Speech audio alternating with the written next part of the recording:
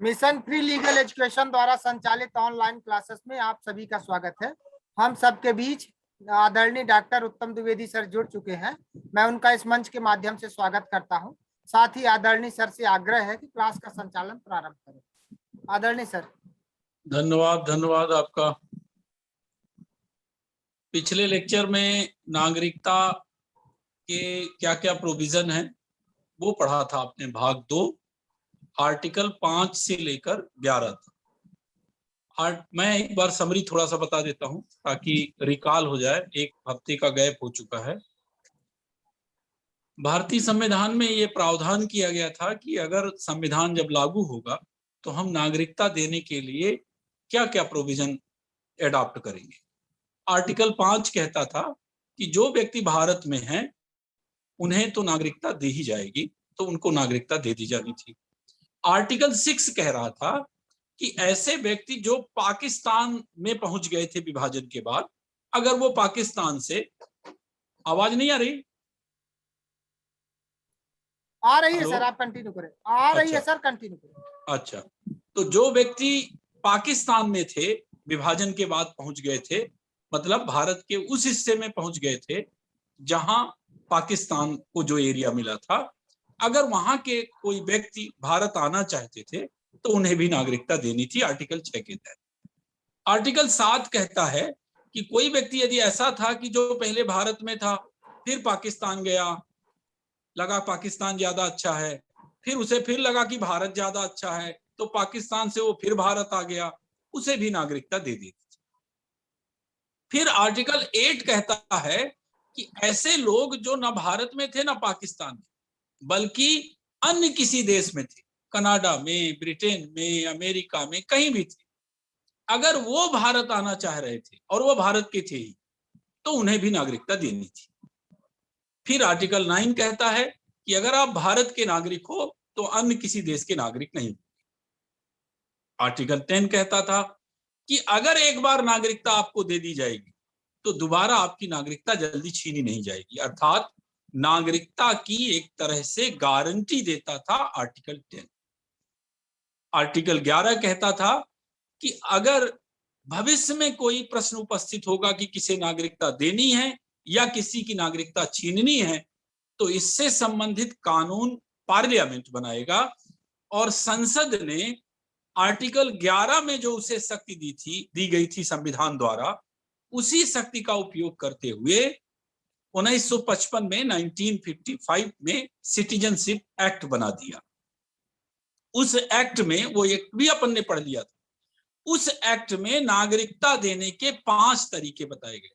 पहला तरीका था जन्म से देना है, दूसरा तरीका था वंश से देना है, डिसेंट, तीसरा तरीका था बाय रजिस्ट्रेशन देना है, चौथा तरीका था बाय नेचुरलाइजेशन देना है, और पांचवा तरीका है कि अगर कोई भूभाग भारत में शामिल किया जाएगा, जैसे कि बांग्लादेश का भूभाग शामिल किया गया, पाकिस्तान का भूभाग शामिल किया गया, तो न केवल वहां का भाग भारत में शामिल होगा, बल्कि वहां के नागरिकों को भी हम अपने देश का नागरिक बनाएंगे। इस तरह नागरिकता देने के 5 तरीके अडॉप्ट किए गए थे। और नागरिकता त्यागने के 3 तरीके थे। एक तरीका था कि कोई व्यक्ति स्वयं से त्याग दे कि हमें अब यहां नहीं रहना, दूसरी जगह चले जाना है। दूसरा तरीका था टर्मिनेट कर दिया जाए, अगर किसी ने दूसरे देश की नागरिकता स्वीकार कर ली है तो फिर यहाँ की नागरिकता से उसे हाथ धोना पड़ेगा। और एक तरीका और था कि अगर कोई नागरिक ऐसा है जो भारत देश के खिलाफ ही साजिश कर रहा है या कोई फर्जी डॉक्यूमेंट लगा के भारत के खिलाफ, भारत में नागरिकता अर्जित किया है, तो उसकी नागरिकता भी छीन ली। ये इतने तरीके थे, बैकग्राउंड में मैंने इतने तरीके बताए थे।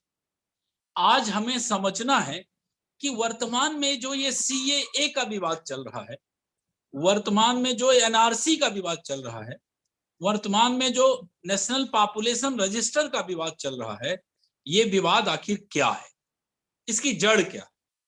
और बहुत सारी याचिकाएं सुप्रीम कोर्ट में दायर की गई हैं और कहा गया है कि ये जो सीएए 2019 का बनाया गया है, ये संविधान के आर्टिकल 14 फंडामेंटल राइट, मूल अधिकार, equality before law and equal protection of law, का वायलेशन कर रहा है, विधि के समक्ष समता और विधि के समान संरक्षण का उल्लंघन कर रहा है, और ये फंडामेंटल राइट्स के अगेंस्ट है। और आपको पता है कि संविधान का आर्टिकल 13 कहता है कि ऐसा कोई भी कानून जो फंडामेंटल राइट्स के अगेंस्ट होगा वो कानून अपने आप में अवैध घोषित हो जाए। तो अबे हमें यह भी जानना है कि क्या ये कानून फंडामेंटल राइट्स को वायलेट कर रहा है या नहीं कर रहा, और इसका भविष्य क्या होगा। क्या सुप्रीम कोर्ट इस कानून को फंडामेंटल राइट के अगेंस्ट मान के निरस्त कर देगा, या इसे फंडामेंटल राइट्स के अगेंस्ट नहीं मानेगा और इस कानून को संवैधानिक घोषित कर देगा। तो चलिए शुरू करते हैं कैसे ये शुरू हुआ।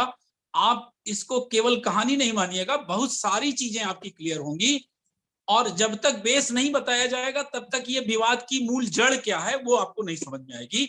इसलिए मैं आपको बैकग्राउंड से लेके चलता हूं। जब भारत देश स्वतंत्र हुआ 50 में, 47 में स्वतंत्र हुआ, 50 में संविधान लागू हुआ, तो स्वतंत्रता के बाद एक नागरिक का दूसरे देश जाना बड़ा आम बात थी। भारत के लोग पाकिस्तान जा रहे थे, पाकिस्तान के लोग भारत आ रहे थे, और बांग्लादेश तो तब था ही नहीं, पर वो पाकिस्तान का ही भाग था, वो भाग से भी भारत लोग आ रहे थे। जहां आज का पूर्वोत्तर राज्य हैं, 7 जो पूर्वोत्तर के राज्य हैं, वो भाग पूरा का पूरा असम का एरिया कहलाता था।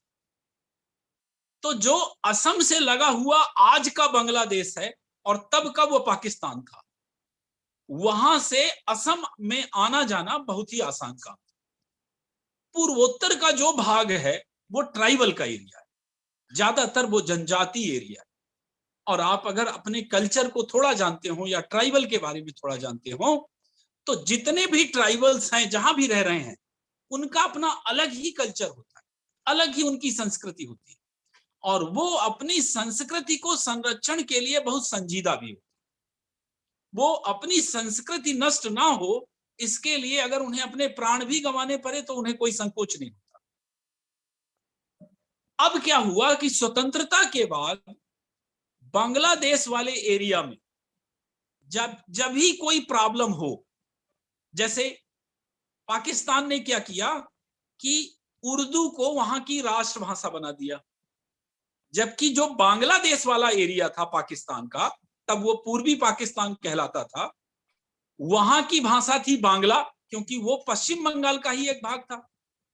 वहां की भाषा भी बना दिया उन्होंने उर्दू। परिणाम क्या हुआ, वहां बड़ा विरोध किया गया कि यहाँ की भाषा उर्दू ना बनाई जाए। जैसे भाषा को लेके आंदोलन यहां हुए, वैसे ही भाषा को लेके आंदोलन वहां भी हुआ। परिणाम क्या हुआ कि बहुत सारे लोगों को वहां से मार मार के खदेड़ दिया, मारा गया, अत्याचार किया गया। तो वहां के लोग, पूर्वी पाकिस्तान के लोग, भाग के अपनी जान बचाने के लिए असम आ गए। 1951 में नेहरू जी ये जान गए थे कि असम में बाहर के लोगों के आने के कारण समस्याएं आएंगी, और इसीलिए 1958 में जब जनगणना हुई तो उन्होंने नेशनल रजिस्टर फॉर सिटीजन्स बनवा लिया, यानी पहला एनआरसी 1951 की सेंसस में उन्होंने बनवा लिया और बनवा के चुपचाप रख लिया। उसी समय यूएनओ में विजय लक्ष्मी पंडित जी का, जो नेहरू जी की बहन थी, उनका भाषण हुआ, और उस समय उन्होंने कहा कि असम में करीब 22.5 लाख लोग वो हैं जो भारतीय मूल के नहीं, जो भारत के नहीं, अवैध रूप से रह रहे हैं। अब आप सोचिए 1951 में 51-52 के आसपास 22.5 लाख लोग थे। उसके बाद जब जब पाकिस्तान से भारत का युद्ध हुआ 65 में, 64 में नेहरू जी की मृत्यु हो गई, लागू नहीं कर पाए वो। 65 में शास्त्री जी बन गए, पाकिस्तान से युद्ध हुआ, तब बड़ी मात्रा में वहां से लोग भारत आ गए। उसके बाद जब 71 आया और इंदिरा गांधी जी 71 के चुनाव में बड़े बृहद वोटों से जीतकर 352 सीटें लेकर सत्ता में बैठी, और पहला काम उन्होंने किया कि यूएसएसआर के साथ एक मैत्री संधि साइन की 25 वर्ष की। उस मैत्री संधि का ऑब्जेक्टिव ये था इंदिरा गांधी जी के लिए कि अगर हमारा युद्ध किसी भी तरह से पाकिस्तान से होता है तो पाकिस्तान की तरफ से मदद करने अमेरिका आएगा। तो रसिया से भारत ने यह आश्वासन लिया कि पाकिस्तान से तो हम अकेले निपटने में सक्षम, लेकिन अगर उधर से अमेरिका आए तो आप हमारी मदद करना। और यूएसएसआर ने भारत को यह भरोसा दे दिया। अब इंदिरा गांधी जी को हस्तक्षेप करने का एक मौका चाहिए और वो मौका मिल गया। दरअसल बांग्लादेश में भी उसी समय चुनाव हुए और जब चुनाव हुए बांग्लादेश में तो शेख मुजीबुर रहमान के लीडरशिप में बांग्लादेश के लोगों ने अपने शेख मुजीबुर रहमान को अपना नेता चुना और सबसे ज्यादा सीटें लेकर शेख मुजीबुर रहमान आए। अब उन्हें प्रधानमंत्री बनना था, लेकिन पाकिस्तान के लोग मुजीबुर रहमान को प्रधानमंत्री नहीं बनने देना चाहते थे। इस बात को लेकर बांग्लादेश में भारी आक्रोश पनपा और वो आक्रोश इतना तेज बढ़ा कि उस आक्रोश के कारण बांग्लादेश में नया आंदोलन शुरू हो गया और उन्हें लगने लगा कि हम पाकिस्तान में रहते जरूर हैं, लेकिन हम एक्चुअल में पाकिस्तान के लिए द्वितीयक नागरिक की श्रेणी में आते, इसीलिए हम सत्ता में आने की अहर्ता पूरी कर रहे हैं, सीटें हैं हमारी, फिर भी हमें सत्ता नहीं सौंपी जा रही।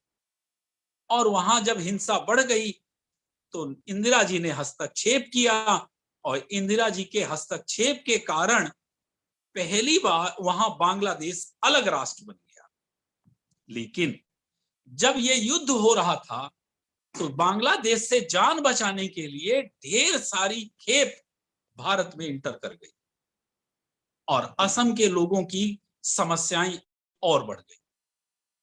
जब युद्ध समाप्त हुआ तो चूंकि उस समय में शेख मुजीबुर रहमान इंदिरा गांधी के एक तरह से कृतज्ञ थे, इंदिरा गांधी का कहना मानते थे, चूंकि उन्हीं के समर्थन से उन्हें अलग राष्ट्र बनाने का मौका मिला था, इसलिए एक समझौता हुआ। आप अगर लिखना चाहेंगे तो लिख लीजिएगा, यह समझौता बड़ा महत्वपूर्ण है। 1972 का इंदिरा मुजीब समझौता, इंदिरा मुजीबुर रहमान का शॉर्ट नेम मुजीब एग्रीमेंट 1972। इस एग्रीमेंट में कहा गया कि 25 मार्च 1971, 25 मार्च 1971 के बाद जो भी लोग बांग्लादेश से भारत आए हैं उन सबको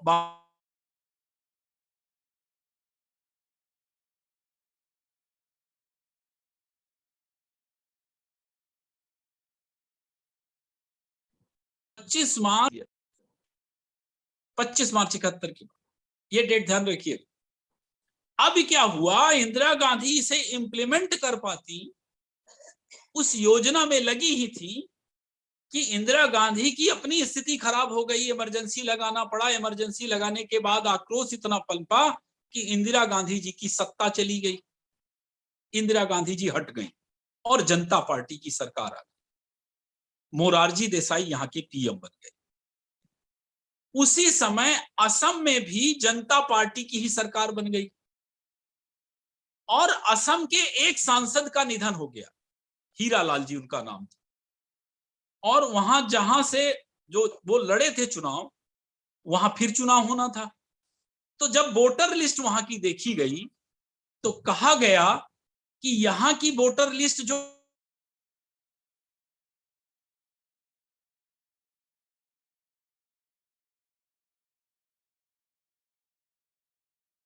की वोटर लिस्ट के कारण, उस अंतर का कारण यह था कि वो युद्ध हुआ था तो बहुत बड़ी मात्रा में वहां से खेप आई थी भारत। तो उन्होंने कहा बहुत सारे लोग बाहर से आ गए हैं और उनके नाम भी वोटर लिस्ट में जुड़ गए। इतना उनका कहना नहीं हुआ चुनाव आयोग का, चुनाव के अधिकारियों का, कि असम आंदोलन की आग में जलने लगा और असम के लोग यूनाइट हो गए, बोले अब हम चुनाव इस वोटर लिस्ट में नहीं होने देंगे। असम के लोगों के लिए है, बाहर के लोगों के लिए नहीं है, इसलिए हम चुनाव नहीं होने देंगे। और ये आंदोलन उस समय का स्टूडेंट यूनियन बना, जिसका नाम हो सकता है आपने सुना हो, आसू, ऑल असम स्टूडेंट यूनियन। और उस समय एक युवा नेता थे प्रफुल्ल कुमार महंत, उन्होंने उस आंदोलन को नेतृत्व प्रदान किया और इतने पॉपुलर हुए कि बहुत ही कम उम्र में वो बाद में असम के चीफ मिनिस्टर चुने गए। लेकिन उनसे गलती क्या हुई, युवा नेता थे, इंदिरा जी ने बातचीत के लिए बुलाया। अब तक यहां इतना सब हो गया, उसके बाद 80 में फिर इंदिरा जी आ गई। अब जब इंदिरा जी आ गई तो इंदिरा जी ने प्रफुल्ल कुमार महंत को समझाया भी, बुलाया भी, और कहा कि अब प्रफुल्ल कुमार महंत किसमें अड़े थे कि 1951 की जो सूची है, एनआरसी है, उसके आधार पर चुनाव हो। मतलब 51 के बाद जितने लोग नए आए उन सबको बाहर किया जाए। अब इंदिरा जी असमंजस में फंस गई। इंदिरा जी ने किसी विदेशी के साथ समझौता किया हुआ था, अंतरराष्ट्रीय संधि का वायलेशन हो रहा था, और उस समझौते में उन्होंने लिखा दिया था कि 25 मार्च 71 के बाद जो भी लोग भारत आए हैं उन सबको वापस कर दिया जाएगा। अब यहां वो अड़े थे कि हम 51 के बाद वालों को वोट नहीं डालने देंगे। एक तरफ बाल हट था और एक तरफ राजहट था, और इस राजहट और बाल हट के बीच में देश फंस गया। इंदिरा गांधी समझौता करने को तैयार नहीं थी और उनकी राजनीतिक बाध्यता भी थी, अंतरराष्ट्रीय प्रतिबद्धता भी बाधित हो रही थी। और प्रफुल्ल कुमार महंत नए नेता थे, छात्र यूनियन के नेता, वो झुकने को तैयार नहीं। वो एक ऐसा समय था कि जब अगर समझदारी दिखाई गई होती तो असम की आज ये स्थिति नहीं होती जो है, पर नहीं दिखाई गई। परिणाम क्या हुआ कि यो यूनियन लड़ गया, अकड़ गया कि अब हम चुनाव नहीं होने देंगे, और इंदिरा गांधी जी ने कहा हम चुनाव करा के रहे। चुनाव हुआ लेकिन बहुत सारे सीटों पर वोट ही नहीं डालने दिए गए, भारी हिंसा हुई, कुछ ही विधायक चुने गए। उसी समय मार मार के विधायकों से और सांसदों से इस्तीफा लिया जाने लगा। तब इंदिरा गांधी को मजबूर होकर संशोधन कराना पड़ा कि राष्ट्रपति या राज्यपाल तब तक इस्तीफा स्वीकार नहीं करेंगे जब तक उन्हें ये आश्वासन ना मिल जाए, ये पूरी तरह आश्वस्त ना हो जाए कि यह जो इस्तीफा है ये किसी दबाव के बिना दिया गया है, स्वेच्छा से दिया। खैर, चुनाव हो गया, वो सरकार बिना किसी मतलब की रही, नहीं चली। दोबारा कुछ दिन बाद फिर चुनाव कराना पड़ा। इंदिरा गांधी अगर किसी राज्य से सबसे ज्यादा परेशान हुई तो वो पंजाब और असम। इन्हीं दोनों राज्यों ने, इंदिरा गांधी किसी ने नहीं परेशान किया, इन दोनों राज्यों ने परेशान कर दिया। असम की समस्या मैंने आपको बताई दी इंदिरा गांधी की, और पंजाब की समस्या वहां भिंडरा वाला था, जो स्वर्ण मंदिर वाला हस्तक्षेप था। अब मैं वहां चला जाऊंगा तो फिर वो ज्यादा बढ़ जाएगा, तो मैं आपको पंजाब नहीं ले चलता, अभी फिर कभी बताऊंगा पंजाब की किस्सा। तो असम का एरिया आया, असम वाले समझौते को फाइनली इंदिरा गांधी नहीं साइन कर पाई, और इसके बाद 1984 में उनकी हत्या भी हो गई पंजाब केस को लेकर। तब उनके पुत्र राजीव गांधी पीएम बन गए, और राजीव गांधी जी ने अपने कार्यकाल के 1 साल के अंदर ही वो कर दिया जो इंदिरा गांधी नहीं कर पाई। लिखिएगा, बड़ा महत्वपूर्ण समझौता कराया, असम एकॉर्ड, असम समझौता, 15 अगस्त 1985, 15 अगस्त 1985। इसके प्रोविजन भी लिख लीजिएगा, असम एकॉर्ड 15 अगस्त 1985, असम एकॉर्ड। इसमें असम के साथ भारत का समझौता हुआ। क्या समझौता हुआ? पहला समझौता, पहला पॉइंट, 1/1/66, 1 जनवरी 1966 के पहले जो लोग भारत आ गए उन्हें भारत की सिटीजनशिप दे दी जाएगी। 1 जनवरी 1966 के पहले जो लोग भारत आ गए हैं उन्हें भारत की नागरिकता दे दी जाएगी। पहला समझौता।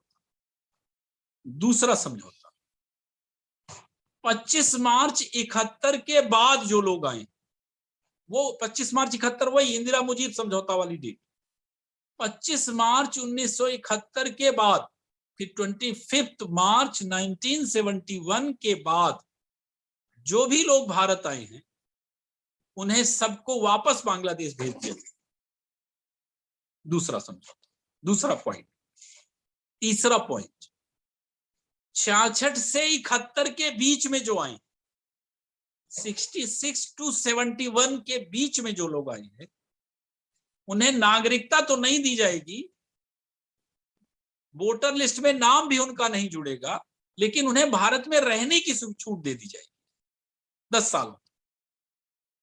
यह समझौता हो, मतलब इंदिरा गांधी की जो 71 की डेट थी उस डेट को 5 साल पीछे ले जाने में राजीव गांधी सफल हुए।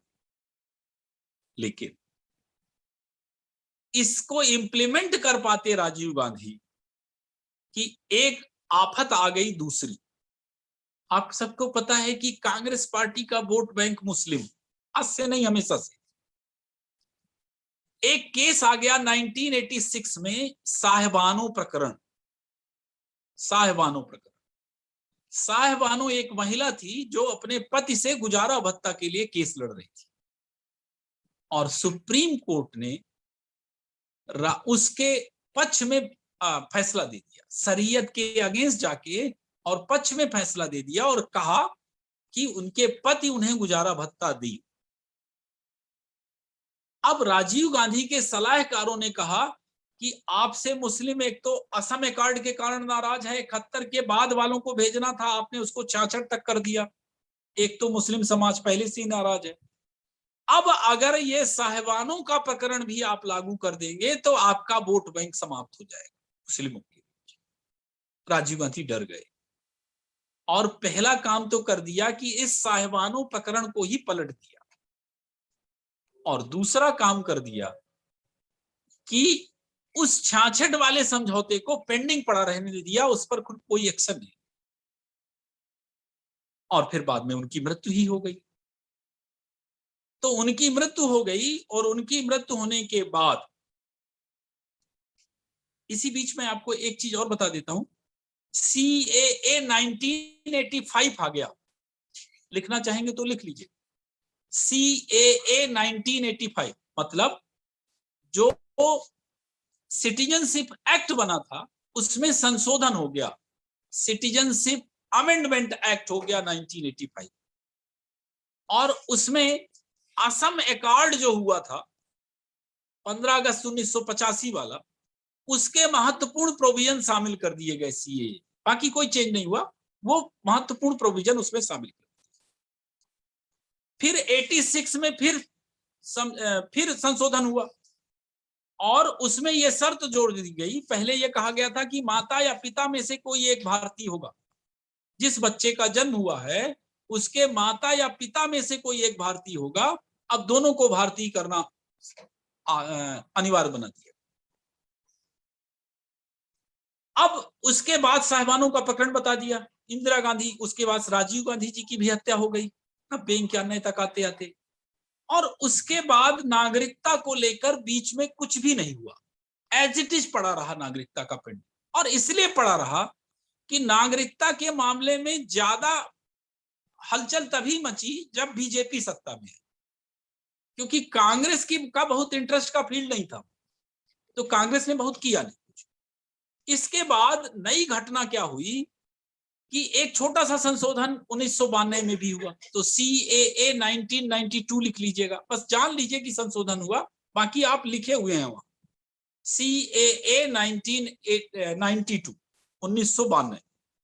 आपको अगर ध्यान हो तो मैंने बताया था कि वंश से उस बच्चे को नागरिकता मिलेगी जिस बच्चे का जन्म भारत के बाहर हुआ, और शर्त क्या थी, कब मिलेगी, जब उसका पिता भारतीय हो। पहले पिता भर लिखा था।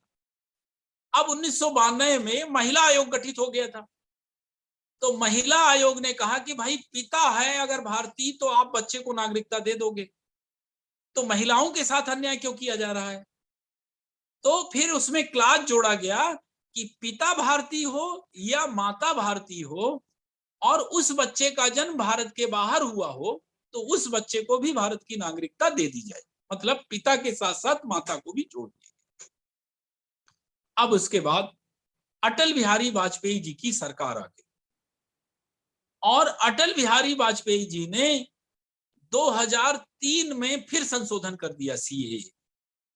2003 में फिर संशोधन कर दिया। कठिन तो नहीं लग रहा आपको वकील साहब? कठिन तो नहीं लग रहा? नहीं सर, बहुत अद्भुत है, है? अद्भुत है अच्छा सर। ठीक। तो 2003 में फिर संशोधन किया। संशोधन करके पहली चीज उन्होंने लिखा दी, इलीगल माइग्रेंट हैं कौन, अवैध अप्रवासी की डेफिनेशन तय कर दी गई और उस डेफिनेशन में लिखा दिया गया कि जो भी व्यक्ति 25 मार्च 71 के बाद आए वो सब इलीगल माइग्रेंट माने जाएंगे, अवैध अप्रवासी माने जाएंगे। और चूंकि अवैध अप्रवासी माना जाएगा इसलिए उन्हें वापस भी भेजने की कार्रवाई की जाएगी। ये लिखा दिया, मेन प्रावधान यही जोड़ा गया। और एक चीज और की गई, फिर 2005 में कांग्रेस ने संशोधन कर दिया। 2003 में एक चीज और जोड़ी गई, मैं जिक्र आता है तो बता दूं, आपने नाम सुना होगा OCI, overseas citizen card of India, पढ़ा होगा ओसीआई। उस ओसीआई का मतलब यह था कि भारत के जो विश्वसनीय देश थे उनके नागरिकों को यह कार्ड दिया जाना था और उन्हें भारत में रहने की एक स्पेशल छूट, कुछ सुविधाएं दी जानी थी। वो ओसीआई कार्ड बना दिया। 2005 के संशोधन में ये सुविधाएं और बढ़ा दी गई, तब कांग्रेस पार्टी आ गई थी। उसके बाद 5 से लेकर 14 तक कुछ नहीं हुआ नागरिकता को लेकर, थोड़े मोड़े संशोधन हुए, वो मैं आपको अभी बता देता हूं। अब 13 में एक घटना घटी। 10 में वैसे कांग्रेस ने एनआरसी लागू करना चाहा लेकिन इतनी हिंसा हुई कि कांग्रेस पीछे हट गई। अब 13 में एक घटना हुई, असम के कुछ संगठन सुप्रीम कोर्ट पहुंच गए। सुप्रीम कोर्ट ने उसमें उन्होंने अपना आर्गुमेंट रखा और कहा कि असम की समस्या को दूर करने के लिए कोई भी सरकार गंभीर नहीं है, ना वो केंद्र की हो चाहे वो राज्य की, और असम के लोगों की स्थिति खराब हो रही है लेकिन कोई सुनने को तैयार नहीं। अब देखिए समय कैसे परिवर्तित होता है। उस समय उस समय जस्टिस वहां कौन थे? वर्तमान में जो राज्यसभा के सदस्य हैं गोगोई साहब, और जो चीफ मिनिस्टर थे वो भी तरुण गोगोई थे। तो और इत्तेफाकन उन्हीं की ब्रांच में वो केस गया। तो उन्होंने कहा, ऑर्डर किया कि वहां एनआरसी कराया जाए। और सुप्रीम कोर्ट ने जब ऑर्डर कर दिया एनआरसी कराने का और उसके बाद भी बहुत कोई प्रगति नहीं हुई, हीला हवाली हुई, तो फिर से दूसरी वाली पार्टी पहुंच गई सुप्रीम कोर्ट। तब सुप्रीम कोर्ट में का जब क्लाज आप पढ़ेंगे तो एक आर्टिकल लिख लीजिएगा सुप्रीम कोर्ट का, आर्टिकल 144। सुप्रीम कोर्ट की शक्ति हो सकता है बहुत सारे लोगों को न पता हो। आर्टिकल 144 कहता है कि सुप्रीम कोर्ट को यह पावर है कि अगर वो चाहे तो सारे सिविल और सारे जुडिशियल ऑफिसर्स उसकी निगरानी में काम करे। ये आर्टिकल 144 है, सारे सिविल और सारे जुडिशियल ऑफिसर उसकी निगरानी में काम करें। सुप्रीम कोर्ट ने उसी अधिकार का उपयोग किया और अपनी देखरेख में वहां अधिकारी नियुक्त कर दिया और यह इस तरह वहां एनआरसी करने का काम शुरू हो गया और बीच बीच में वो प्रगति लेने लगी। अब इसी बीच में एक परिवर्तन और हो गया, कांग्रेस की सरकार भी चली गई।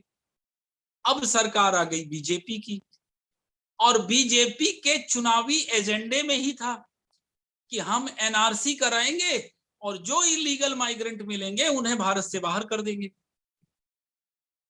अब प्रश्न ये है कि फिर इसके बाद जब बाहर किया जा रहा था तो विवाद क्या हुआ, वो मैं बता रहा हूं आपको। अब क्या किया कि बीजेपी ने कैब लाया, सिटीजनशिप अमेंडमेंट बिल लाया 2016 में। अब उस बिल में प्रावधान क्या थे वो लिख लीजिएगा।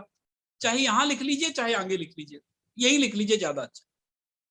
प्रावधान, पहला प्रावधान लिखिएगा, पहला प्रावधान जरूर याद रखिएगा, कहीं ना कहीं पूछा जाएगा।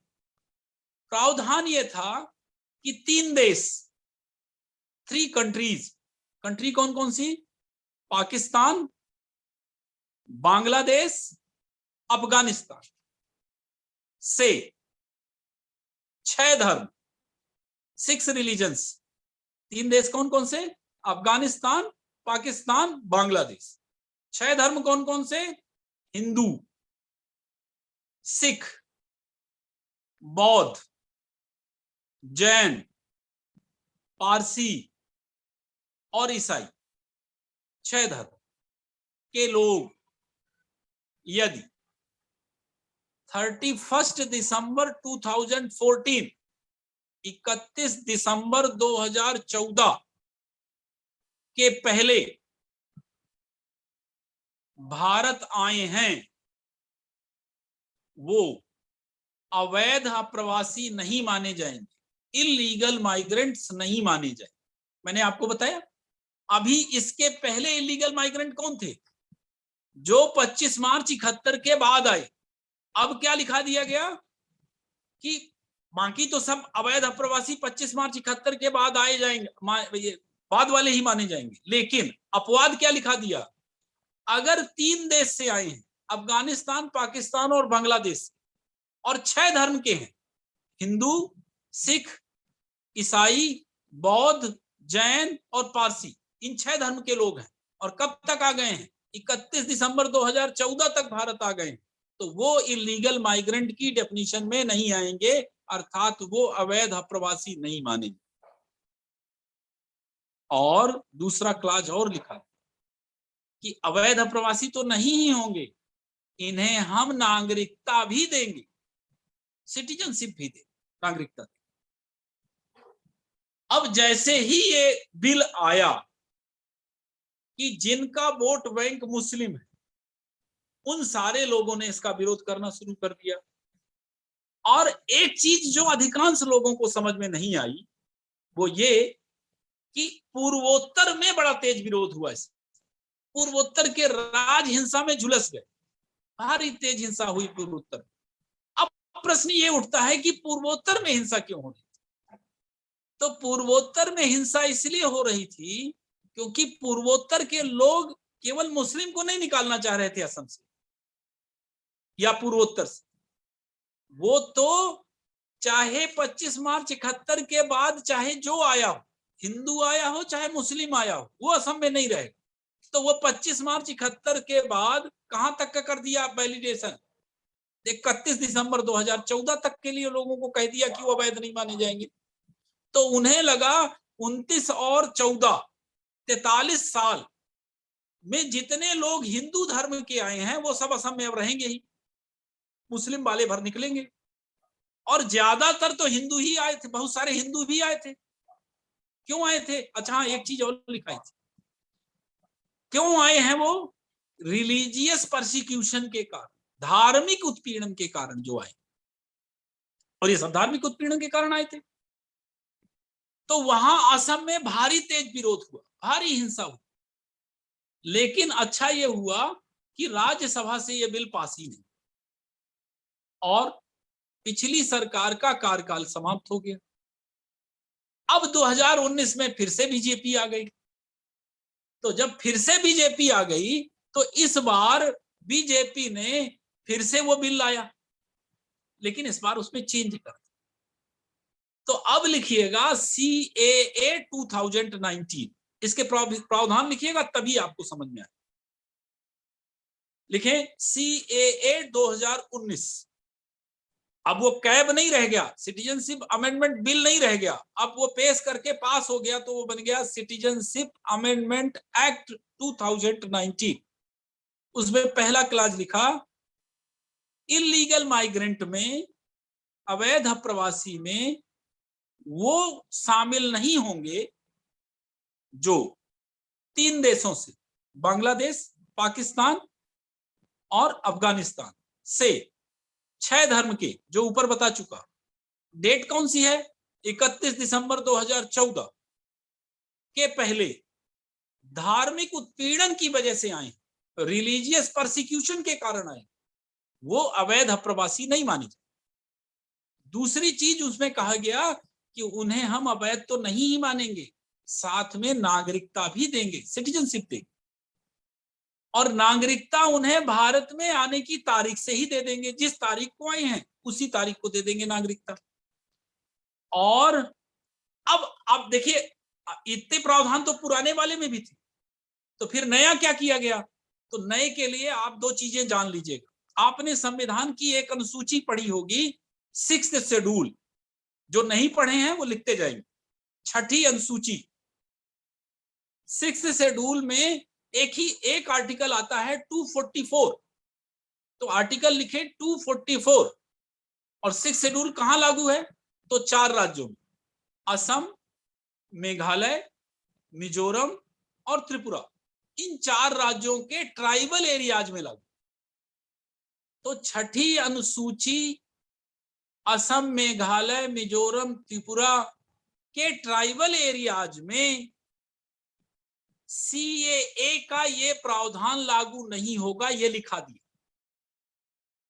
असम, मेघालय, मिजोरम, त्रिपुरा के जनजातीय क्षेत्रों में सीएए के ये प्रोविजन लागू नहीं होंगे।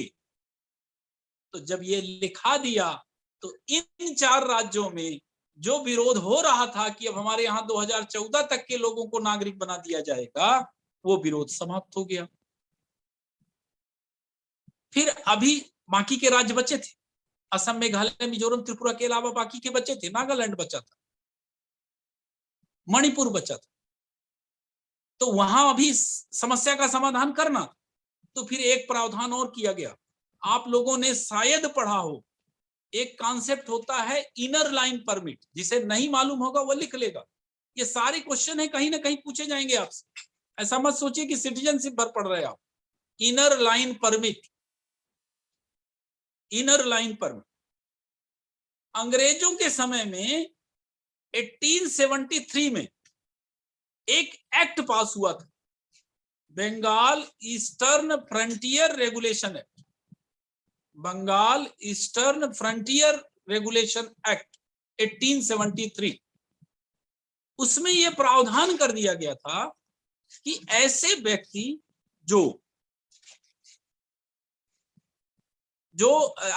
ऐसे एरियाज जहां ट्राइबल रह रहे हैं, बेसिकली उनकी कल्चर को नुकसान ना पहुंचे, इसलिए वहां अगर देश के नागरिक को भी जाना है तो परमिशन लेके जाना पड़ेगा। इनर लाइन परमिट, इनर का मतलब देश के अंदर भी जाने के लिए परमिशन की व्यवस्था करना, वो प्रावधान लागू है इनर लाइन परमिट का। लिख लें, अरुणाचल प्रदेश, नागालैंड, मिजोरम और अभी अभी मणिपुर में भी लागू कर दिया गया। तो इनर लाइन परमिट कहां कहां जरूरी है? अरुणाचल, नागालैंड, मिजोरम और मणिपुर में भी। तो अब देखिए, पूर्वोत्तर के सारे राज्य कवर हो गए। इनर लाइन परमिट के बारे में मैं और बता देता हूं। एक तरह से ये ऑफिशियल ट्रेवल करने का डॉक्यूमेंट, मतलब अगर आपको इन राज्यों के ट्राइबल एरियाज में जाना है तो राज्य सरकार से परमिट लेना पड़ेगा, और जितने दिन का परमिट आपको मिलेगा, 5 दिन, 7 दिन, 10 दिन, उतने दिन ही आप वहां घूम सकते हैं। उसके बाद आपको वापस आना पड़ेगा, और हो सकता है आपसे शुल्क भी लिया जाए। अभी कुछ दिनों पहले तक लद्दाख में भी इनर लाइन परमिट था, अब समाप्त कर दिया गया। ये सब करंट के क्वेश्चन भी। तो इनर लाइन परमिट वाले राज्यों में भी सीएए के प्रावधान लागू नहीं होंगे, ये लिखा दिया। तो पूरे के पूरे पूर्वोत्तर राज्य को कवर कर दिया नए कानून में, और इसीलिए सीएए का विरोध जो 16 वाले कानून का हुआ था, वो 19 में नहीं, और 19 में वो पूर्वोत्तर लगभग आंदोलनों से दूर रहा, क्योंकि उनके लिए अलग से प्रावधान कर दिया गया कि आपके यहाँ हम ये 31 दिसंबर 2014 तक के लोगों को नागरिकता देने वाला प्रावधान लागू नहीं करेंगे, उन्हें कहीं और बसाएंगे, ऐसा कहेंगे। इसलिए वहां लागू नहीं हुआ। अब जो सुप्रीम कोर्ट ने ऑर्डर दिया था सीएए का, वो एनआरसी का, वो एनआरसी पूरा हो गया। और एनआरसी जब हुआ तो जो आंकड़े आए, हालांकि आंकड़े भी पूरी तरह जारी भी नहीं हुए हैं, पर वो जो आंकड़े आ रहे हैं वो चौंकाने वाले। चौंकाने वाले कैसे हैं? जो जिनको सोचा गया था कि ये भारत के नागरिक नहीं है, दरअसल क्या है, जो चोर होता है वो डॉक्यूमेंट बनवाने में बड़ा तेज होता है, तो वो डॉक्यूमेंट बड़ा जल्दी बनवा लेता है। डॉक्यूमेंट बनाता कौन है? सचिव, सरपंच, पटवारी। तो उनसे पैसा देके डॉक्यूमेंट बनवाना बड़ा आसान काम। आधार कार्ड बनवा लो, चाहे जो बनवा लो। तो जो भारत के नागरिक नहीं थे, उन्हें पता था कि जांच होगी तो हम तो फंसी जाएंगे, तो डॉक्यूमेंट उन लोगों ने ज्यादा सॉलिड बनवाए। और जो भारत के ही थे उन्हीं के पास डॉक्यूमेंट नहीं है। एक समस्या आ रही है। दूसरी समस्या क्या आ रही है कि अगर आप पहचान भी गए कि ये भारत के नागरिक नहीं है, और मान लीजिए सपोज निकल आया कि 50 लाख लोग ऐसे हैं जो 71 के बाद भारत आए और इन्हें वापस भेजना चाहिए। एनआरसी का मतलब है नेशनल रजिस्टर फॉर सिटीजन्स, और एनपीआर का मतलब है नेशनल पॉपुलेशन रजिस्टर। तो जनसंख्या का मतलब तो कोई भी हो गया, जो 6 महीने से भारत में रह रहा है वो भारत की जनसंख्या, लेकिन नागरिक नहीं। नागरिक कौन है? जो उन शर्तों को पूरी करता है जिन्हें भारत ने नागरिकता दी है, जिन्हें पासपोर्ट बनवाने का अधिकार है, नागरिक वो है। तो मान लीजिए कि अगर हम तय भी कर लें कि ये हमारे देश का नागरिक नहीं है और 50 लाख लोग निकल आए, तो समस्या अब ये है कि आपने तो अपने डॉक्यूमेंट से ये तय कर दिया कि ये भारत का नागरिक नहीं, लेकिन अब उन्हें भेजोगे कहां? दूसरे देश को ये पहचानना भी ना होगा कि हाँ ये हमारे देश का नागरिक है। और अगर दूसरा देश उन्हें लेने को तैयार नहीं है तो फिर आप उन्हें भेजोगे कहां? मार तो सकते नहीं आप। तो आप जब उन्हें नहीं भेजोगे तो आप अलग से शरणार्थी कैंप बनाओगे जहां उन्हें रखोगे, और जब वहां रखोगे तो वहीं आपको उनके प्राइमरी एजुकेशन की बच्चों की व्यवस्था करनी पड़ेगी, खाने की व्यवस्था करनी पड़ेगी, स्वास्थ्य की व्यवस्था करनी पड़ेगी। तो अभी तो वो काम कर करके खा रहे हैं, वहां बैठे बैठे खाएंगे। एक गांव की कहावत है, लागी लाग लागी नहीं भाटा रोटी बाढ़ी। इसका मतलब ये है कि उनका हाल तो ये हो जाएगा कि अभी भी कौन सा महल में रह रहे हैं, फिर आप शरणार्थी कैंप बना दोगे बढ़िया बिल्डिंग में, वहां रहने लगेंगे। अभी काम करके खाना पा रहे हैं और बिना काम किए खाना पाने लगेंगे। तो उनके हाल ऐसे हैं कि दो लोग चोरी कर, बोले कि चोरी किया जाए, तो बोले चोरी करेंगे तो जेल चले जाएंगे, तो बोले अभी जेल चले जाएंगे तो कम से कम भाटा रोटी तो मिलेगा, अभी तो भूखों मर रहे हैं। तो उनके हाल तो ऐसे हैं। तो इतना आसान नहीं है, पहचान अगर गए भी तो उन्हें वापस भेजना इतना आसान नहीं। ये प्रैक्टिकल प्रॉब्लम आनी है जो इसमें। अब देखिए इसका क्या समाधान निकल पाता है। तो स्थिति यह है कि एनआरसी का काम फिर से चल रहा है। एनआरसी का काम हर देश को करना चाहिए। हर देश को यह तय करने का अधिकार है कि हमारे देश में जो लोग रह रहे हैं वो कहां से आए हैं, उनकी आइडेंटिटी क्या है। और अगर वो हमारे देश के नहीं है तो एक ऐसा देश जिसके पास अपने देश के लोगों के लिए संसाधन जुटाने का सोर्सेज नहीं है, कमी आ रही है, वो दूसरे देश के लिए अपने संसाधन क्यों खर्च करे? ये कोई भारत की पॉलिसी नहीं है, तो सब देशों की पॉलिसी है। लेकिन इससे उन लोगों को डरने की जरूरत नहीं है जो भारत के हैं। दरअसल सीएए किसी की नागरिकता छीनने की बात नहीं कर रहा, वो नागरिकता देने की बात कर रहा। तो वो नागरिकता देना चाह रहा। अब इसमें एक जो डिस्प्यूट उठाया जा रहा है कि वो नागरिकता बाकी धर्म के लोगों को दे रहा है, मुस्लिमों को नहीं दे रहा, इस पर डिबेट हो तो स्वस्थ है। लेकिन अगर ये आशंका है कि भाई नागरिकता छीन ली जाएगी, तो जो भारत के नागरिक हैं उन्हें वो चाहे जिस धर्म के हों, उन्हें बिल्कुल डरने की जरूरत नहीं है, किसी की नागरिकता नहीं छीनी जाएगी। अब इस पर एक विवाद खड़ा हुआ जिसकी भी मैं चर्चा कर दूं। आर्टिकल 14 को लेकर सुप्रीम कोर्ट में बहुत सारी याचिकाएं पहुंची। आर्टिकल 14 बता दूं, आर्टिकल 14 में 2 क्लाज है। एक क्लाज कहता है इक्वलिटी बिफोर लॉ, उसका सीधा मतलब है कानून के सामने सभी बराबर। आप किस जाति के हो, किस धर्म के हो, आप अमीर हो कि गरीब, आप पूर्वोत्तर के हो कि उत्तर के हो कि दक्षिण के, आप सरकारी अधिकारी हो या एक सामान्य नागरिक या बाहर के हो, व्यक्ति हो, सबके साथ कानून समान तरह का हो, किसी के साथ कोई भेदभाव नहीं। एक पार्टी मतलब ना तो किसी को विशेषाधिकार मिलेगा, स्पेशल प्रिविलेज मिलेगा, और ना ही किसी को प्रताड़ित किया जाएगा, किसी को कानून की अवहेलना करके प्रताड़ित किया जाएगा। ये पहला भाग 60 में बता रहा हूं, आर्टिकल तो ये 14 एक दिन अकेले पढ़ाने लगे। अब विधि के समक्ष समानता आया क्यों? आया इसलिए क्योंकि जब भारत का संविधान बन रहा था उस समय समाज भेदभाव से ग्रसित था। बहुत सारे वर्ग ऐसे थे, महिला ऐसी थी, दलित ऐसी थी, ओबीसी ऐसे थे जिनके साथ भेदभाव किया जाता। उस भेदभाव को समाप्त करने के लिए आर्टिकल 14 आया, 15 आया, 16 आया, 17 आया, 18 आया। समानता कि अब कोई भेदभाव नहीं करेंगे, सबको समान मानेंगे। लेकिन उसका एक दूसरा क्लॉज भी बनाएंगे, इक्वल प्रोटेक्शन ऑफ लॉ, कानून का समान संरक्षण मिलेगा। जब यह भेदभाव समाप्त किया गया उसके पहले ही असमानता समाज में पर्याप्त व्याप्त हो गई थी। और आप ऐसे समझिए कि दो लोग एक ही ट्रैक में दौड़ रहे हैं, एक आदमी को पथरीला ट्रैक दे दिया गया और जूता भी नहीं दिया गया, बोले नंगे पांव दौड़ो, और एक आदमी को जूता दे दिया गया, अच्छा ट्रैक भी दे दिया गया, वो उसमें दौड़ रहा है, नेचुरली वो आगे निकल जाएगा। जब वो आगे निकल गया तब दूसरे वाले से कहा गया कि तब फिर कहा गया कि अब समानता लागू, मतलब अब जो जहां से हैं एक ही ट्रैक में दौड़े। लेकिन तब तक तो वो आगे निकल चुका था, तो उसको उसका आगे निकलने का एडवांटेज तो मिल जाना है। तो बोले भाई समानता का एक दूसरा मतलब भी है, ये तो नकारात्मक समानता है। आप जो ऑलरेडी पीछे है उसे कह रहे हो कि जो आगे है उसके साथ समानता करो।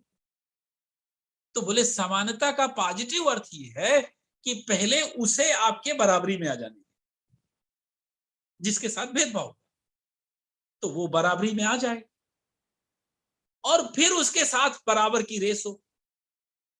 इसका मतलब 14 के दूसरे भाग का मतलब है कि अगर परिस्थितियां समान नहीं, असमानता पहले से ही है, तो फिर समानता नहीं लागू की जाए, पहले उस असमान को समान होने का अवसर दिया जाए, फिर समानता लागू की जाए। या इसको ऐसे कहें कि अगर परिस्थितियां समान नहीं है तो फिर असमान प्रावधान भी लागू किए जा सकते। अब इसको सीएए के संदर्भ में समझते हैं। अभी तो मैं 14 बताया। जो कांग्रेस पार्टी या उनके समर्थक हैं वकील, जैसे माननीय सिब्बल साहब हैं, सिब्बल साहब ने कहा कि आर्टिकल सीएए के प्रोविजन फंडामेंटल राइट्स के आर्टिकल 14 इक्वलिटी बिफोर लॉ का उल्लंघन। कैसे उल्लंघन है? उन्होंने कहा कि आर्टिकल 14 कहता है कि किसी आधार पर आप असमानता नहीं करेंगे कानून के समक्ष, और 14 नागरिकों को भर नहीं मिला, 14 व्यक्तियों को मिला, मतलब नागरिक को भी मिला है, विदेशी को भी मिला है। इसका मतलब विदेश से जो भी लोग आ गए, चाहे वो पाकिस्तान के हैं, चाहे बांग्लादेश के हैं, चाहे अफगानिस्तान के हैं, चाहे और भी किसी देश के हैं, और अगर वो भारत में रह रहे हैं तो चाहे वो जिस धर्म के, उनके साथ आर्टिकल 14 समान रूप से लागू होगा, विधि के समक्ष समानता लागू होगी। तो जब उनके समक्ष विधि के समक्ष समानता लागू होगी तो फिर मुस्लिम को नागरिकता ना देके आर्टिकल 14 का वायलेशन किया जा रहा है, विधि के समक्ष समता का वायलेशन किया जा रहा है। और ये विधि के समक्ष समता आर्टिकल 14 का स्पष्ट वायलेशन है। और चूंकि आर्टिकल 13 कहता है कि अगर कोई कानून ऐसा बनेगा जो मूल अधिकारों के उल्लंघन में है तो वो उस कानून को अवैध घोषित कर दिया जाएगा। इसलिए सुप्रीम कोर्ट को सीएए कानून को आर्टिकल 14 के अगेंस्ट मानते हुए अवैध घोषित कर देना चाहिए। ये कपिल सिब्बल साहब का तर्क था। अब सरकार के वकील आए और सरकार के वकील जो आए उनका तर्क सुनिएगा। आर्टिकल 14 के पहले भाग को लेकर कपिल सिब्बल साहब ने कहा कि ये मौलिक अधिकार का उल्लंघन है और सरकार ने आर्टिकल 14 के दूसरे भाग को पकड़ा, विधि का समान संरक्षण। उन्होंने कहा कि हम किन्हें नागरिकता दे रहे हैं? जो 3 देश से आए, 6 धर्म के लोग, और आए क्यों हैं वो यहां? क्योंकि उनका रिलीजियस परसिक्यूशन हो रहा है, धार्मिक उत्पीड़न हो रहा है। मुस्लिमों का धार्मिक उत्पीड़न नहीं हो रहा। कोई भी व्यक्ति जो पुश्तों से किसी देश में रह रहा है, अगर उसे वहां प्रताड़ित नहीं किया जा रहा तो वो उस देश को छोड़कर क्यों वहां आएगा जहां उसके पुरखों की जमीन, जहां उसके पूरे जीवन की कमाई। इसका मतलब अगर वो यहां छोड़ के आया है तो उसे प्रताड़ित किया जाता रहा। मुस्लिम देश में मुस्लिम को ही धर्म की वजह से प्रताड़ित किया जा रहा हो, ये तो नहीं माना जा सकता। तो जिन धर्मों को प्रताड़ित किया जा रहा है, धर्म विशेष का होने के कारण हमने उन्हें नागरिकता देने की बात कही। क्योंकि यहां मुस्लिम की और बाकी 6 धर्म के लोगों की परिस्थितियां अलग अलग, इसलिए हमने दोनों का क्लासिफिकेशन किया, वर्गीकरण किया। आर्टिकल 14 का एक जजमेंट है जिसको लिखना होगा, लिख लीजिए। पश्चिम बंगाल राज्य बनाम अनवर अली, पश्चिम बंगाल राज्य बनाम अनवर अली 1952, 1952, SIR 289, SIR 289 एक दूसरा आर्टिकल है। दूसरा है चिरंजीत लाल बनाम भारत संघ, इंडिया यूनियन 1950, SCR 869, SCR 869। इन दोनों जजमेंट में सुप्रीम कोर्ट ने आर्टिकल 14 की व्याख्या की। उसने कहा आर्टिकल 14 क्लास के आधार पर लॉ बनाने का विरोध करता है।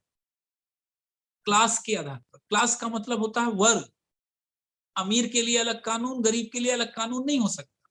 लेकिन आर्टिकल 14 रीजनेबल क्लासिफिकेशन को नहीं नकारता। तार्किक विभेदीकरण आप कर सकते, रीजनेबल क्लासिफिकेशन, तार्किक वर्गीकरण, तार्किक विभेदीकरण संभव।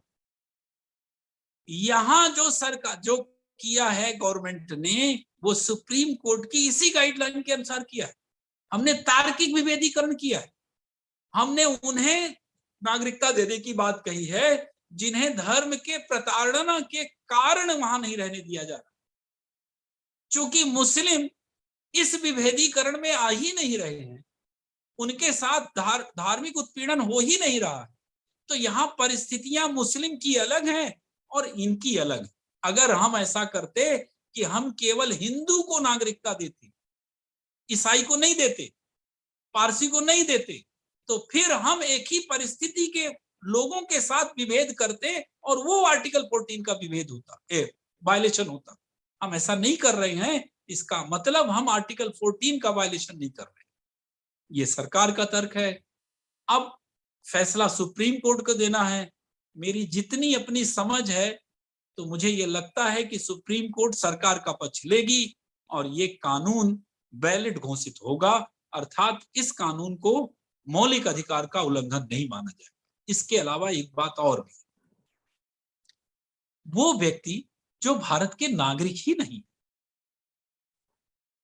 कौन मुस्लिम मांग कर रहे हैं कि हमें नागरिकता दिया जाए? जो भारत के नागरिक ही नहीं है, जो अवैध तरीके से भारत में आए, उन्हें भारत में नागरिकता दी जाए या नहीं, ये भारत की सरकार तय करेगी या मीडिया तय करेगी? भारत की संसद को संप्रभु निर्णय लेने का अधिकार है। उन व्यक्तियों के प्रति जो भारत के नागरिक ही नहीं है, उनके प्रति भारत की लायबिलिटी क्यों बने और वो क्यों बाध्य हो? दूसरा तर्क कि मुस्लिमों के लिए 3 कंट्रीज, 4 कंट्रीज, अफगानिस्तान, पाकिस्तान, बांग्लादेश और भारत। हिंदू के लिए कौन सी कंट्री? केवल भारत। तो अगर भारत में भी उन्हें नागरिकता नहीं दी जाएगी और उन हिंदुओं को जो धार्मिक रूप से प्रताड़ित हो रहे थे, तो फिर वो कहां जाएंगे? उनके लिए कौन सा दूसरा देश बचेगा? भारत से कितने मुस्लिम पाकिस्तान गए? शायद कोई नहीं। क्यों? क्योंकि यहां प्रताड़ना नहीं हो रही धर्म की वजह से, वहां हो रही है इसलिए। दरअसल अगर नहीं होगी तो कोई आदमी अपना घर छोड़ के, चाहे वो जंगल में ही क्यों ना रहता हो, पर उन पेड़ों से भी उसे लगाव होता है, और अगर उसके साथ अत्याचार नहीं हो रहा तो वो अपना देश छोड़ के नहीं जाएगा। तो मेरे हिसाब से इस पूरे कानून को मौलिक अधिकार के उल्लंघन के आधार पर नहीं खारिज किया जाएगा और ये कानून बना रहेगा। अब ये बात की बात है कि वो व्यवहारिक रूप से लागू हो पाएगा या नहीं। धन्यवाद। मेरे ख्याल से आपको चीजें क्लियर हो गई होंगी, और आपको अगर कोई समस्या हो तो आप पूछ सकते हैं।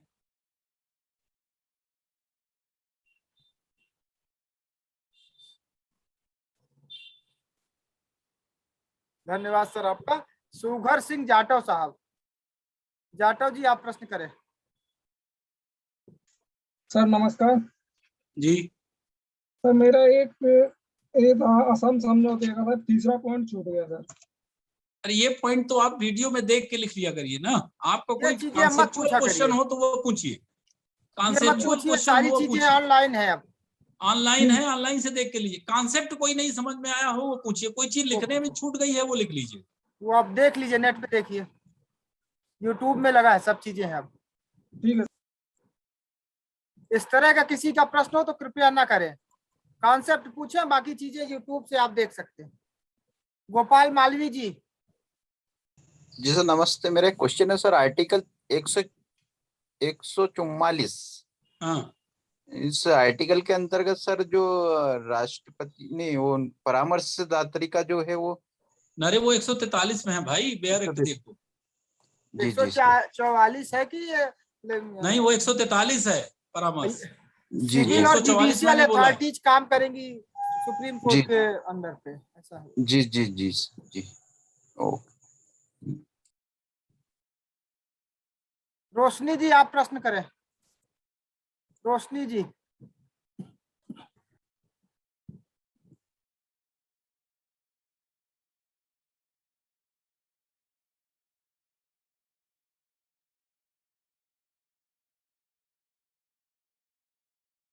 मैडम रोशनी प्रश्न कर सकती हैं। मैडम शालिनी डेहरिया, जय कृष्ण जी, आप लोग सीधे से प्रश्न करते रहे। हैं? आर्टिकल 14 के पेज का एक बार फिर से बता दीजिए। जय कृष्ण मिश्रा जी आप प्रश्न करें। ममिता देते का। जय कृष्ण मिश्रा जी। हेलो हेलो आप प्रश्न करिए। सर, ये फुल फॉर्म क्या होगा? हैं? हेलो, एनआरसी आवाज का नहीं आ सर? रही आपकी। एनआरसी का फुल फॉर्म पूछ रहे हैं। National register for citizen. Hello. हाँ पूछिए, रोशनी जी पूछिए। हेलो सर, मेरा क्वेश्चन ये है कि जो 31 दिसंबर 2014 के बाद धार्मिक उत्पीड़न से भारत आए हैं सर, फिर वो क्या कहलाएंगे? बाद नहीं, पहले। सर वो आए हैं, जो उनके बाद आए हैं, यदि ये बिल तो पास हुआ सर, उसके बाद जो आए तो सर वो क्या कहलाएंगे? वो अवैध अप्रवासी कहलाएंगे, और क्या कहलाएंगे? सर उनको नागरिकता भी नहीं मिलेगी फिर? अरे अवैध को कैसे मिलेगी नागरिकता? तो सर वो तो धार्मिक उत्पीड़न से आए हैं ना। मैडम वो उसके लिए जब कानून बनेगा तब देखा जाएगा, अभी नहीं बना। वो अगर भारत में आज की आएंगे। डेट पे कोई आ रहा है यस वो सर। वीजा और पासपोर्ट के थ्रू आता है, वीजा पासपोर्ट के थ्रू आए, फिर वो भारत सरकार के पास सिटीजनशिप के लिए एप्लीकेशन दे और सिटीजनशिप अगर भारत सरकार उसको सिटीजनशिप देना चाहे तो दे सकती है। Okay, thank you sir.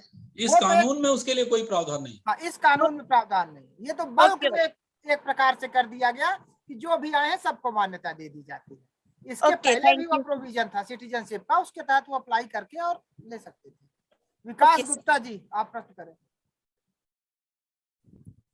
Hello प्रश्न करिए।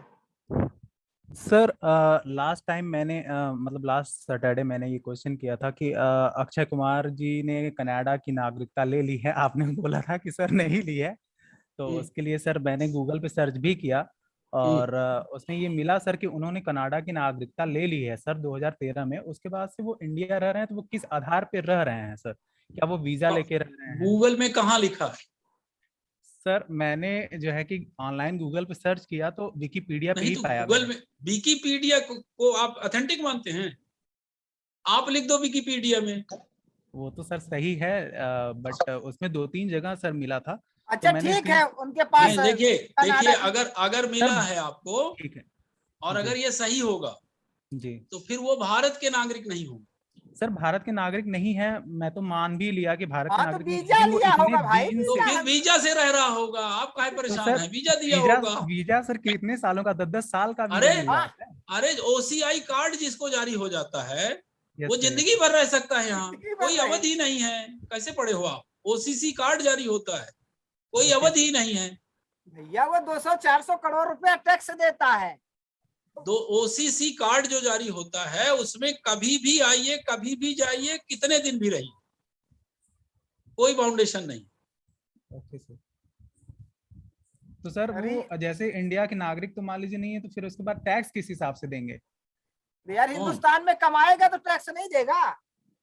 नहीं नहीं, मानिए फॉरेनर को नहीं लगता है टैक्स, पर मैं आपके तर्कों से सहमत नहीं हूं ना।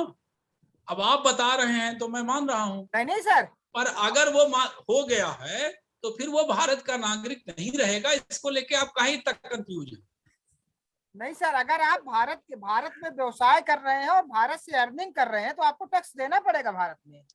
नहीं, जैसे फॉरेनर जाता है जो विदेश में, हाँ। तो वो उस देश को देगा, अपने देश को नहीं देगा। जैसे आपके कोई देश का नागरिक अमेरिका में कमा रहा है, यस सर, तो वो भारत जो अपनी आय भेजेगा वो टैक्स फ्री होगा। Yes sir. नहीं सर, सर। अगर उनको टैक्स यहाँ भी देना पड़ेगा।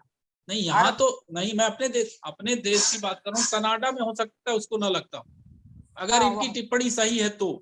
हाँ। और अक्षय कुमार ले लिया होगा नागरिकता, बीवी न ली होगी तब तो रह रहा होगा। बीवी का पति तो रह सकता है ना, बीवी का पति Yes, sir. फॉरेनर हो सकता है। Yes sir. तो ट्विंकल खन्ना का अब आप देखिएगा। अब ट्विंकल खन्ना सर्च करिए।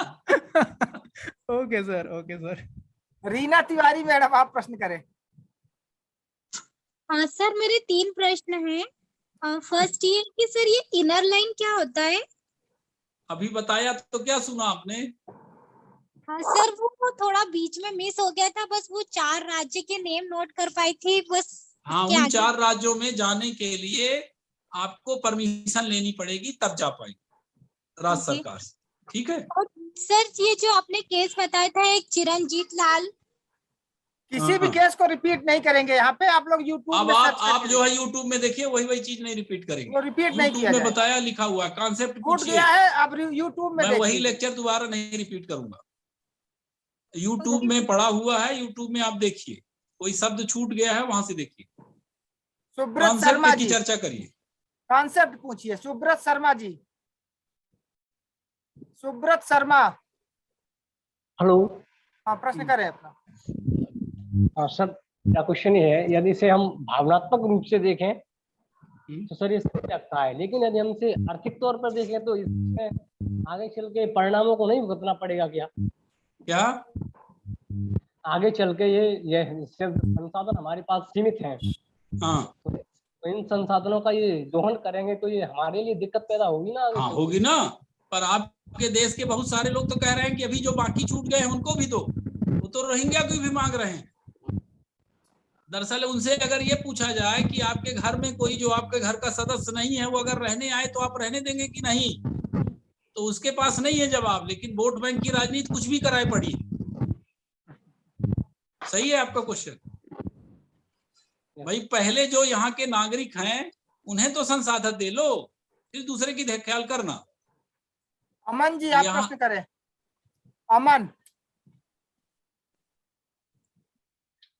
कृष्णा जी आप प्रश्न करिए।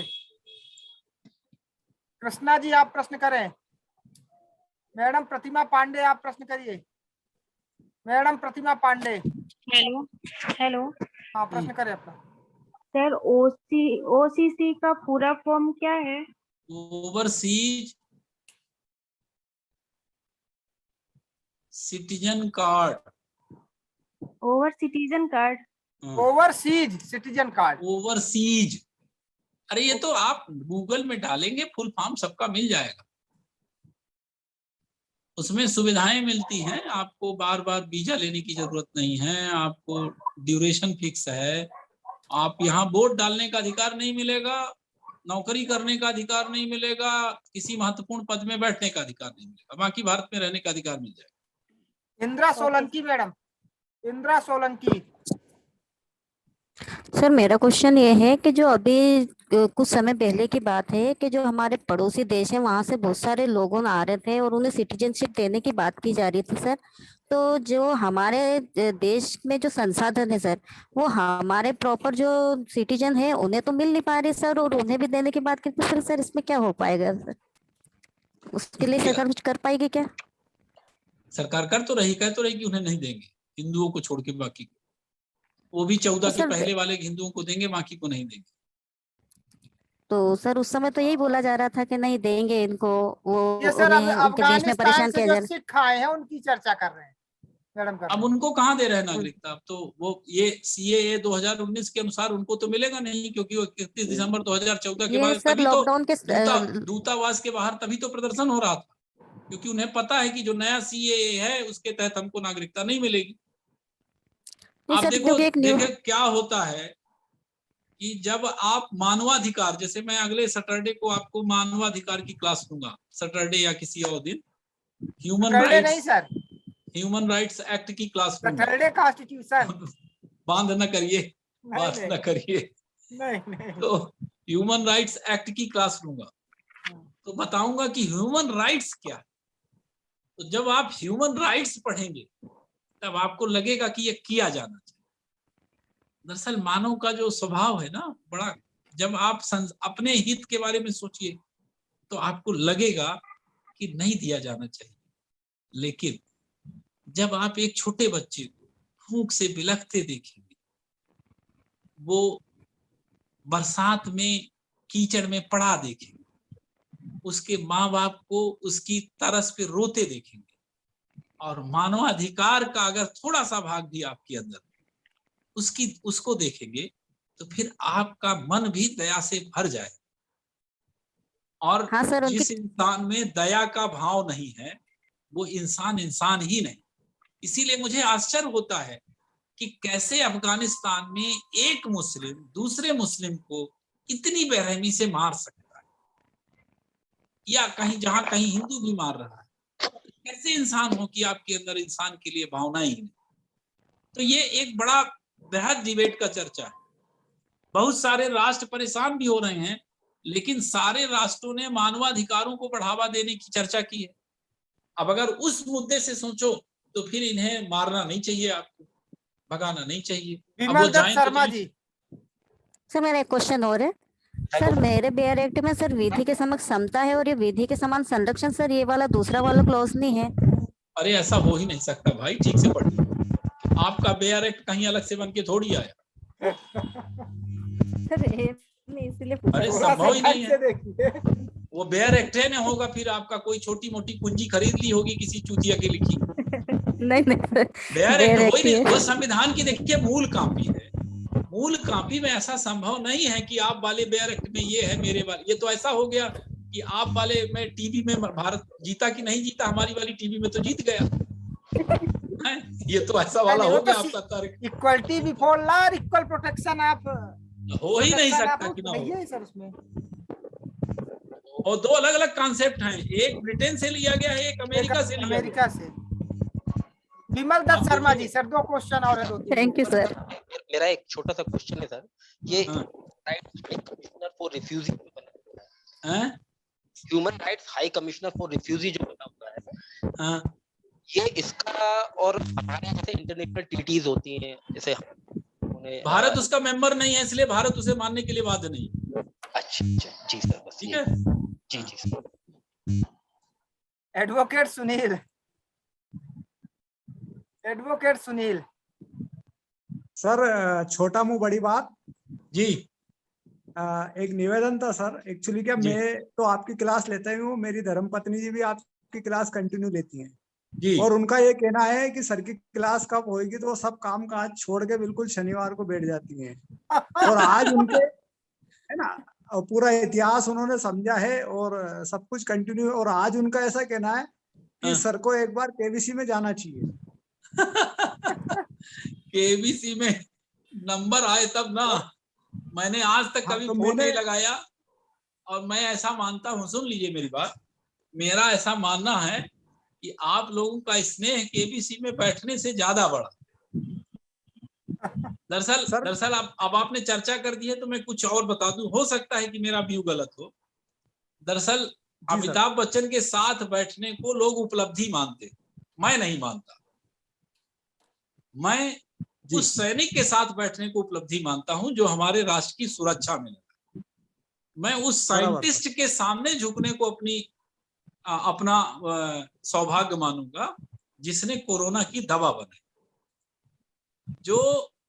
ये जो कलाकार हैं ये सम्माननीय हैं, आदर्श हैं, वो हमसे बहुत बड़े भी, लेकिन हमारे राष्ट्र में जितना सम्मान उन्हें मिल रहा है, मेरा अपना मानना ये है कि उतना सम्मान इस देश के सैनिक को मिलना चाहिए, डॉक्टर को मिलना चाहिए, अच्छे टीचर को मिलना चाहिए, अच्छे वैज्ञानिक को मिलना चाहिए और अच्छे इंजीनियर को मिलना चाहिए, पर हम वो नहीं कर पा रहे। दुर्भाग्य। आप ये बताइए कि एक पैसा कमाने के अलावा, मनोरंजन कराने के अलावा राष्ट्र में के लिए क्या बड़ा योगदान करते हैं? विमल गुटखा का प्रचार कर रहे हैं सर। आप बताइए, सोचिएगा कभी। मैंने आज तक कभी फोन नहीं लगाया केबीसी में, कभी फोन नहीं लगाया केबीसी में, ना ही मेरी तमन्ना है कभी केबीसी में जाने की। प्रगति नामदेव जी, सर 2 प्रश्न है, प्रगति नामदेव और जितेंद्र कुशवाहा जी, आप लोग प्रश्न कर लें। प्रगति नामदेव। हेलो। और जितेंद्र कुशवाहा। भैया जितेंद्र जी आर्टिकल 14 का सर वो इनर लाइन परमिट मणिपुर में कब से स्टार्ट हुआ? अभी सीएए के प्रोविजन के साथ ही। सीएए के प्रोविजन के साथ ही? हाँ। मतलब 2019? हाँ। और कुछ मतलब मंथ या फिर डेट नहीं पता, डेट नहीं पता। नेट पे सर्च कर लीजिएगा, एग्जैक्ट डेट याद रहना संभव नहीं है। जितेंद्र कुशवाहा जी आप प्रश्न करें। सर मैं ये कहना चाह रहा था, वर्तमान में जो भी भारत सरकार में सत्ता में होती है वो जो भी कानून बनाती है, जैसे ये सीए में संशोधन किया, ये कानून बनाया, बाद में यदि कोई दूसरे पार्टी की सरकार यदि भारत में आती है तो इस कानून को क्या वो रद्द कर सकते हैं, इसे बदल सकते हैं? बिल्कुल बदल सकते हैं, उनका बहुमत आएगा तो बिल्कुल बदल सकते हैं, पर हिम्मत चाहिए ना बदलने की। जी जी जी। कैसे बदल देंगे? अस्तित्व खत्म हो जाएगा पार्टी का। जी सर। सरकारें तो जनमत से चलती है ना। जी। बाकी बदल सकते हैं, कानूनी स्थिति है कि बदल सकते हैं, अगर उन्हें बहुमत है तो बदल सकते हैं। राकेश अग्रवाल सर, आपने भी कोई प्रश्न करने के लिए हाथ उठाया था, अगर आपको प्रश्न है तो पूछ सकते हैं। राकेश अग्रवाल सर। राकेश अग्रवाल सर। आप इतना मंत्रमुग्ध कर देते हैं उत्तम सर कि अब मैं कुछ बोल नहीं सकता सर। वैसे मेरा टेक्निकल जब में बाद में क्लियर हो गया था, उसने बताया था कि 2003 में सीए तो जो इलीगल माइग्रेंट है they were defined 25/3/71 के बाद सभी इलीगल माइग्रेंट होंगे। लेकिन सर जो अभी हुआ है चेंज, उसमें 31/12/14 है और बीच में एक आध बार बात आई थी कि सुप्रीम कोर्ट के जो इंस्ट्रक्शन है उसके कंप्लाइंस में किया है। तो 25/3/71 सर सुप्रीम कोर्ट के ऑर्डर 25/3/71 के थे क्या? सर जो 25/3/71 नहीं, सुप्रीम कोर्ट ने गाइडलाइन नहीं तय की। सुप्रीम कोर्ट ने यह कहा कि जो डेफिनेशन संसद ने बनाई है उस हाँ, डेफिनेशन के आधार पर आप एनआरसी करिए, और तो एनआरसी definition तो- करने के बाद जो इलीगल है उन्हें बाहर भेजिए। सुप्रीम कोर्ट ने तो ये कहा, उसने नहीं कहा कि किस डेट के बाद। दरअसल नागरिकता के संबंध में कानून क्या बनाना है, ये अधिकार संविधान का अनुच्छेद 11 संसद को देता है, सुप्रीम कोर्ट को नहीं देता। तो ये तो सुप्रीम कोर्ट ही संसद ही तय करेगी कि किसे रखना है किसे नहीं रखना। इस पे सुप्रीम कोर्ट हस्तक्षेप नहीं करेगा कि आपने कानून ये ऐसा क्यों बनाया, क्योंकि वो कानून से आर्टिकल 11 के तहत मिला हुआ। हाँ, अब उसे किसी अन्य आधार पर, जैसे अगर सुप्रीम कोर्ट को लगे कि ये फंडामेंटल राइट का वायलेशन है, तो रद्द कर सकते। धन्यवाद सर आपके इस सारगर्भित उद्गार के लिए। आज पुनः आपने हम सबको मंत्रमुग्ध कर दिया। हम सब आपसे इस लेक्चर को सुन के अनुग्रहित होते रहे, यही प्रार्थना है आपसे। और आपसे प्रार्थना है कि शनिवार वाला हमारा टाइम है फिक्स रखे, उस पर छेड़छाड़ जरूर न करे, नहीं ये हम लोगों के मौलिक अधिकार का उल्लंघन है। मेरा एक सवाल था कि हफ्ते में सैटरडे एक ही बार क्यों आता है? हफ्ते में सैटरडे एक ही बार क्यों आता है? चलिए, थैंक यू सर, आपका हृदय से आभार। चलिए, धन्यवाद धन्यवाद, प्रणाम सर। Thank you sir. अगली कक्षा सोमवार को सुबह होगी। Thank you. Thank you sir. शाम की क्लासेस में संख्या बहुत ज्यादा घट गई। Thank you so much sir. Thank you sir. Sir जब क्लास लेते तो इच्छा नहीं होती है, टाइम खत्म हो। मंडे से प्रॉपर शाम को क्लास है, बीच में कुछ डिस्टरबेंस हो गया था। मंडे से प्रॉपर शाम को क्लास है, ठीक है ना? नवरात्रि काल में समय बढ़ेगा क्या सर? हाँ, सचिन सर क्लास लेंगे बुधवार से, दोनों टाइम सचिन सर की क्लास होगी। सर कुछ ड्राफ्टिंग पीडिंग के ऊपर भी हो सकता है? अरे यार, कॉन्स्टिट्यूशन पढ़वा रहे हैं तो दिन में मैसेज आता है कि आपको सर सिलेबस मालूम नहीं है क्या है। सर मंडे को कौन सा सब्जेक्ट होगा? मंडे को वही लोक सेवा होगा। Okay sir, thank you sir. जो भी आप लोगों के माइनर बच्चे हैं सब कंप्लीट करा okay sir. Sharma ji music बंद कर दीजिए। सर मोटर व्हीकल कर दो आप। मोटर व्हीकल के मैडम टीचर नहीं मिल रहे, फिर भी प्रयास करते हैं। Okay sir, thank you sir. गाना सुना रहा है। बहुत बहुत धन्यवाद सर। धन्यवाद धन्यवाद सुनील जी। चलिए ठीक है, बहुत बहुत आभार। थैंक यू सबको, नमस्कार, थैंक यू। Good night.